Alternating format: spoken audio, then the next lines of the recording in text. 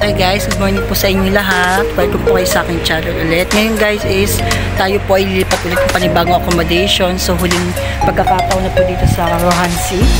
Nakikita nyo, ang dami nakapila na mga tawag dito, mga gamit namin. Papakita ko sa inyo.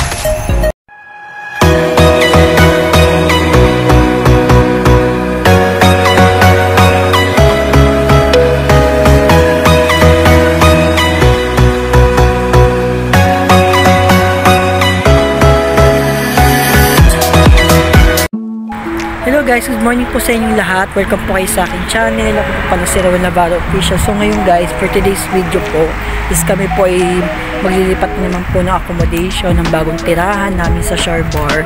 From Sumbate po, matatransfer kami ng Sharbar dahil utos po ng management ng company na aming pinagtatrabahuan. So wala po kaming choice kundi sumunod. So ngayon po is kaka-out lang po namin galing panggabi. So alas 7 na po ng umaga dito. And then, ang pick up po sa amin dito sa accommodation namin is alas 9 po ng umaga. So, may time pa kami para mag-impake pa ng mga hindi pa namin na lalagay sa plastic. So, kung matatandaan nyo guys, ito yung binalag ko before na lumipat kami dito. So, pangalawang lipat namin to, and then ta-transfer ulit kami sa panibago sa Sharbar, which is doon na po kami titira. So may kita nyo dati, ito yung Rohan Sea na dating binilag ko na dito kami na lumipat, and then aalis na po kami dito after 6 months. So after 6 months kami po ay babalik na. Okay guys, good morning sa inyong lahat. Ito po ang aking gamit sa accommodation. Ito po yung lahat ng gamit ko, lahat. Ayan, napakadami. 1, 2, 3, 4, 5, 6, 7, 8, 9, 10, 11, 12, 13. Tapos yung electric pan pa.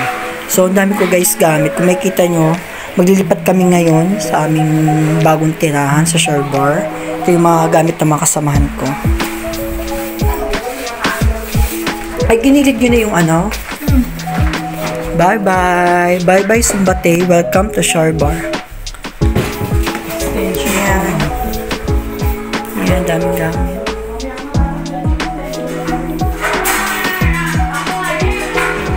Dami naming gamit.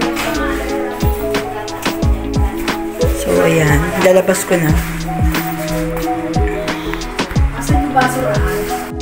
Okay guys, good morning po sa inyo lahat. Welcome po kayo sa aking channel ulit. Ngayon guys is tayo po ay lilipat ulit ng panibagong accommodation. So huling pagkakataon na po dito sa Rohan Sea. Makikita nyo, ang dami nakapila na mga tawag dito, mga gamit namin. Papakita ko sa inyo. So yun guys, ito yung mga gamit namin. So 5 person to lahat. Kita nyo, malaki nakapila. First come first serve lang yung pila. Parang nasa ano lang tayo guys, yung bus. Ay, yung bus namin, basura. So makikita nyo guys yung mga gamit namin, no? Napakadami. So last time dito po kami lumipat sa Rohan Sea. So for this time guys is kami po ililipat yung mga kasamahan ko. So makikita nyo dito guys sa accommodation namin, nasa 9th floor kami, pero magpapaalam na po kami dyan sa Rohan Sea. Lilipat po kami ng Sharbar. So makikita nyo yung gamit ko. Ito lahat ng gamit ko mula dito. So the rest, ito pa rin gamit ko, mga naka-plastic sapatos. Ayan, gandun.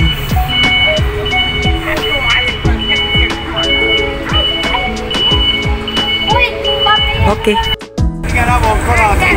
Kung makikita nyo kabayan, galing pa kami panggabi niyan, medyo inaantok na kami kasi ngayong umaga is maglilipat na kami ng aming accommodation ko. So nag-aantay kami ng aming sundo. Kung makikita nyo, nakahilera ang aming mga gamit kasi nga is wala pa yung aming coordinator. So antok na kami dyan kasi nga galing pa kami panggabi. So itong paglilipat namin ay magiging pangatlong lipat na namin. So nakakapagod siya pero wala kami magawa kundi sumunod sa management. So makikita nyo, para na kami dyan bangingi sa antok. Hindi namin kaya yung antok kasi sa Sharbar kami lilipat. Dito naman kabayan, may kita nyo, ang dami namin mga gamit sa malaking sasakyan. So magagaling doon yung aming mga gamit, hinahakot namin. So almost 10 minutes ang aming bit-bit na mga gamit. Buti na lang may mga kasamahan kami mga lalaki. Pag mabigat yung mga bitbitin namin, tinutulungan kami para hakutin yung mga gamit namin kasi nga marami kaming lilipat papunta po ng shore bar. So ngayon, itong video na to is sharing ko lang naman to para at least may kita nyo yung buhay po ng isang OFW pag maglilipat po ng gamit. So may kita nyo, napakadami naming gamit, maapaw na para ng basurahan.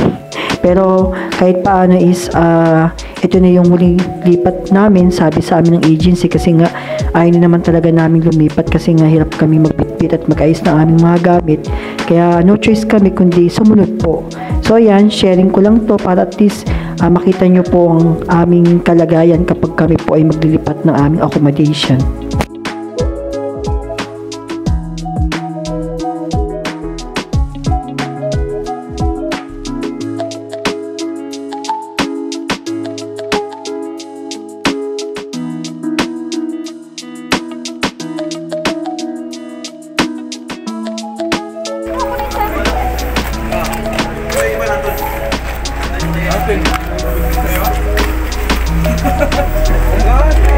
Okay mga kabayan, nandito na po tayo sa shore bar, sa Aqua Hotel. Kung makapansin nyo, ang dami naming gamit dito sa labas ng kalsada kasi hindi pa namin napapainalize kung saan kaming kwarto. So may kita nyo naman, ito yung pinaka ayaw namin sa lahat ng paglilipat kasi kita nyo naman, dami naming mga gamit, paghahakot, nakakapagod. Pero okay lang kahit paano is hindi na kami masyado lalayo pa sa pinagtatrabaho namin, kundi mas malapit na kami sa company na aming pinapasukan. So may kita nyo, ang dami mga lumipat, iba-ibang agency.